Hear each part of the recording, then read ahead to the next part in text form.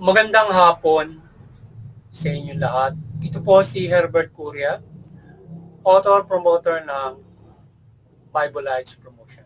Kakibat ang ating pananalig sa ating banal na Panginoon Diyos, banal na Panginoon Kristo at gabay ng kaliwan ng Kaliban ng Santa Maria ay ating pong binabahagi sa inyo sa linggong ito. Ang mensahe ng ating banal na Panginoon Diyos. Ang tema ng mensahe ng ating banal na Panginoon Diyos ay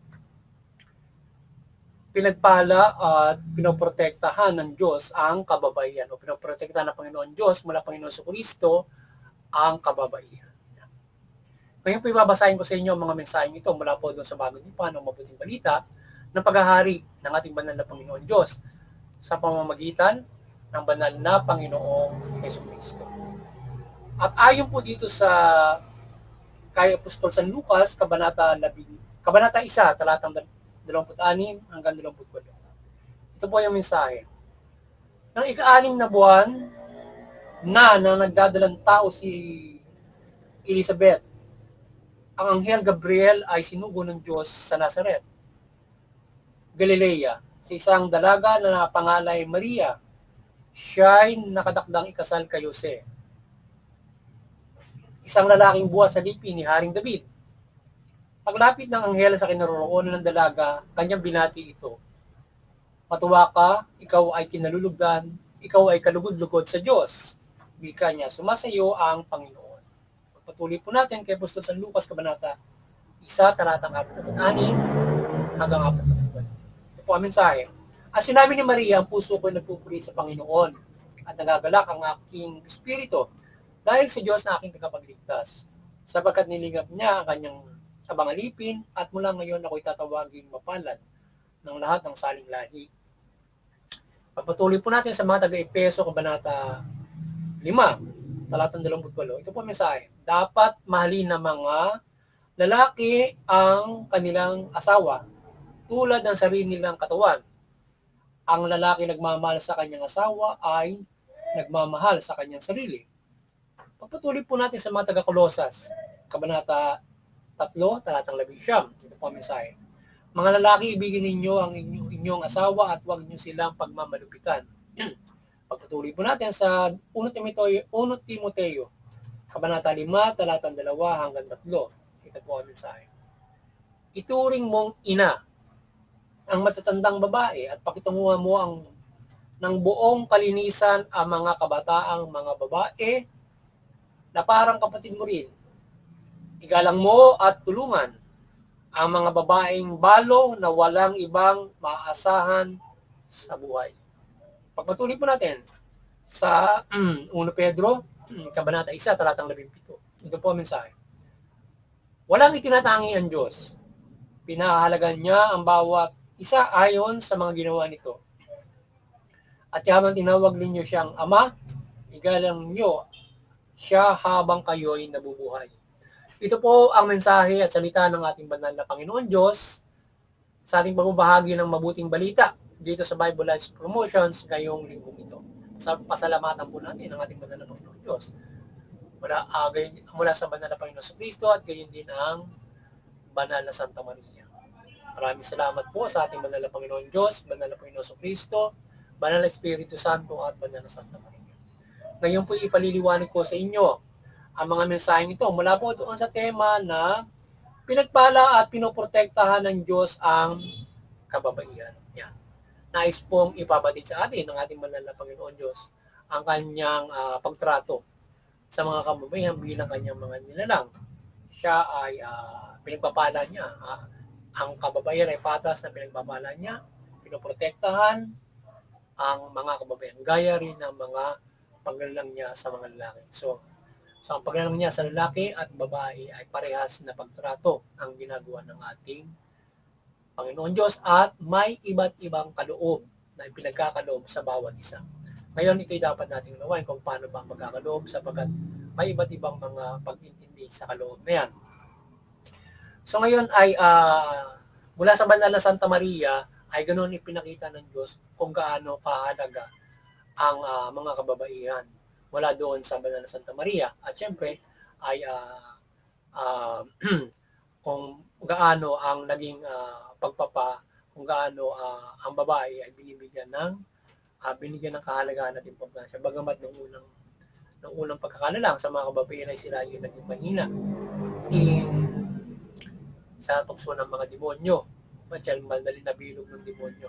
Ngayon, sa pamamagitan din naman ng Banal na Santa Maria, ay ganun niya pinakita ang kahalagahan ng babae upang sa pamamagitan din naman niya ay sa kanyang pagsunod sa Diyos ay masalba ang lahat sa pamamagitan naman ng pagsilang sa banal na Panginoong Kristo. At siyempre, ang mga babae na may mga espesyal na katangian na ginawa ang Diyos upang sila lamang yung makapag-procreate o makapagparami sa mundo.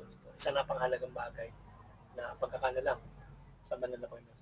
Ngayon ay tayo ay ganoon sa pamamagitan ng Banal na Santa Maria, ganoon niya pinahahalagaan at pinoprotektahan ang ating mga kababayan. Kagaya ng ginawa niya sa ating Banal na Santa Maria. Mula doon sa lahat ng aspeto ng pamumuhay ng Banal na Santa Maria. Pinakita roon, yung pagdadalang tao kung paano protektahan ng Banal na Panginoon Diyos niya. Ngayon ay yung sa pag-aasawa ay ginabayan din ng Banal na Panginoon Diyos mula doon sa loob ng pag-aasawa na yung mga lalaki, mamahalin nila yung mga babae. So ganun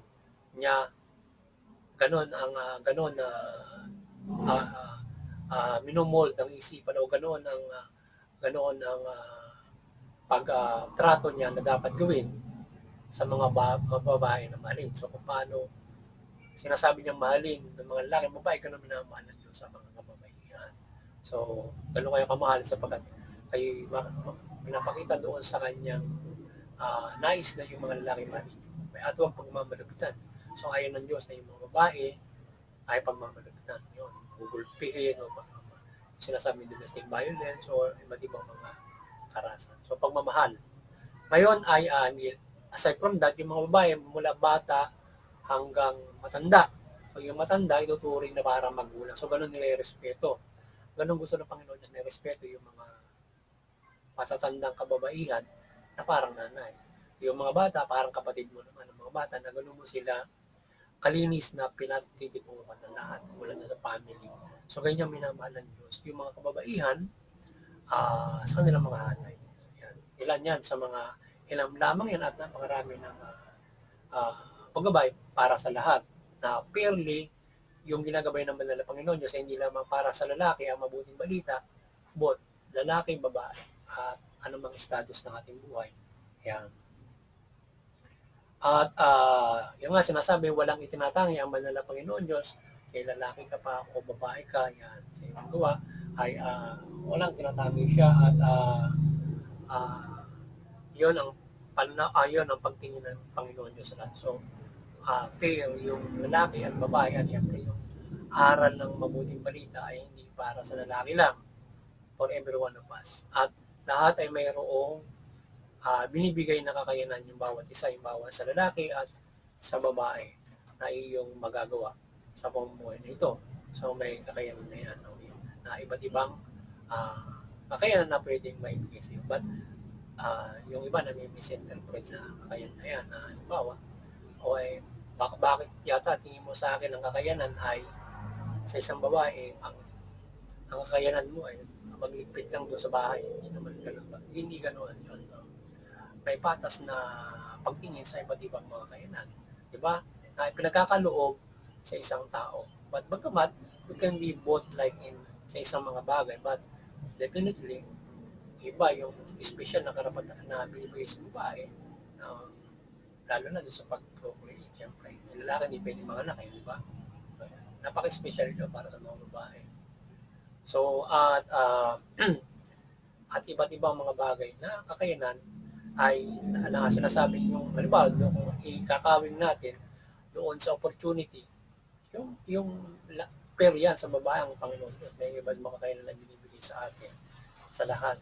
Even though kahit doon sa sinasabi doon sa church na mayroon tayong iba't ibang mga kakayanan doon ay pinagkakaloob ang Panginoon Diyos kung paano natin pauun na rin yung simbahan niya. So, yun at sana ay yung ating mga kababaihan ay kayo ay sa gabay ng ating banal na Panginoon Diyos ay kayo ay manampalataya ng lubos sa Kanya bilang paggabay sa inyong Panginoon mula Panginoon sa Kristo. Ganoon kagaya ng Banal na Santa Maria, so ang Banal na Santa Maria ay maging isang ehemplo ng kagababaihan sa pananampalataya sa Panginoon Diyos. How they sacrifice themselves in faith to God. So, dapat yung mga kababaihan, isa sa mga ehemplo mula sa kababaihan na gano'ng mananampalataya. Even though, at gayon din sa pinapakita ng lahat ng mga sugo ng banal na Panginoon Diyos kung paano tayo mananampalataya sa Panginoon. So, maging lalaki o babae, ay gayahin natin yung sakripisyo na ipinakikita ng banal na Panginoon sa Kristo. Yan. Sakripisyo kung paano sumunod sa Panginoon Diyos na even though ang Banal na Santa Maria babae ay hindi lamang babae ang susunod sa kanya. Sapat ang pinapakita roon, ang general aspect doon ay yung pagsunod mo sa Diyos, paano mo sinunod even though. Ibig sabihin, kahit pa buong buhay mo ay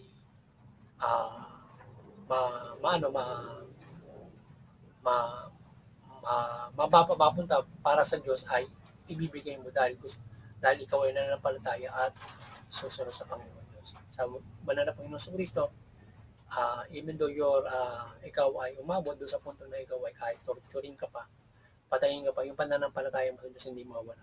Magiging matuwid ka at sumusunod ka sa banal na Panginoon Diyos sa kanyang kalooban. So, ganun tayo dapat mananampalataya at tayo naman ay ganoon minamahal ng ating banal na Panginoon Diyos sa ating pananampalataya sa kanya at sa ilalim ng kanyang paghari. Mula Panginoon sa Kristo, ang butong na anak niya ay kanyang isasakripisyo for us. And then, dapat ganoon din tayo sa kanya. Susunod. Yan. Sa pinakita ng banal ng Panginoon sa Kristo. Uli, sana ay nagabayan na naman kayo ng Bibleized promotions sa ating pagbabahagi ng mabuting balita o salita ng ating banal na Panginoon Diyos. At kayo ay magkaroon ng malaking pag-asa sa inyong kaligtasang spiritual. At pagdating ng takdang panahon ay magkaroon tayo ng kaligtasan mula dito sa pagtalima ng mabuting balita na sana kayo ay doon sa mga nanampalataya na patuloy kayong manampalataya at isabuhay ang mabuting balita. Doon sa mga hindi pa, sana kayo ay mahikayat na manampalataya, makisa sa pagbubuklod para sa pananampalataya sa Diyos, mula Panginoon sa Kristo at magkaroon kayo ng malaking pag-asa sa kaligtasan ng Espiritu. Magkaroon tayo ng isang mabuting buhay sa mundong ito na may kaligtasan spiritual. Ayan. At tayo ay patuloy na nananampalataya sa banal na Panginoon Diyos, Panginoon sa Kristo, banal na Espiritu Santo, gayon din sa banal na Santa Maria. So tayo nananampalataya ng kanyang paggabay, ng kanyang kaliwanagan, ng kanyang pag-aparisyon sa ating pagbabahagi ng mabuting. Sana gabayan niya na palagi tayo ng kanyang kaliwanagan sa pagbabahagi ng mabuting balita sa ating pangangaral o paglibang ng Panginoon. Yan. At maliban dyan ay doon sa interfaith unity, sana mapagliwanag niya yung ang mga relihiyon at magkaisa tayo sa interfaith unity. Unawain natin yung mga relihiyon. Maiwasan yung sigalutan, labanan ng bawat mga relihiyon. Bagpas nagkakaisa, nagkakaisa sa kapayapaan, nagkaroon ng pagtutulungan at maiwasan yung karahasan at agimaan. At nagagabayan yung bawat pamilya, komunidad, bansa at buong mundo o nagkakaisa mga bansa. At doon naman sa CBCP, Vatican Church, patuloy na kayo ay magbukulorin nyo ang sangatuan sa pananampalataya sa Panginoon sa Panginoon sa Kristo at mabuting balita. Sana kayo maliwanag ng magabayan sa inyong tungkulin sa ating simbahan. Doon naman sa ating munting kakayanan, sana tayo patuloy na nananampalataya ng paggabay ng banal na Panginoon Diyos, Panginoon sa Kristo, banal na Espiritu Santo, ng kanyang kaliwanagan mula sa pagsugo ng banal na Santa Maria at iba't ibang gabay niya ng kanyang kapangyarihan at pagpapala sa ating pag-ibanghelyo at paggabay sa pamahalaan. At tayo ay kanyang gabayan ng kaliwanagan at mapagbuklod natin ang sangkatuwa sa pananampalataya sa Panginoon mula Panginoon sa Kristo at mabuting balita.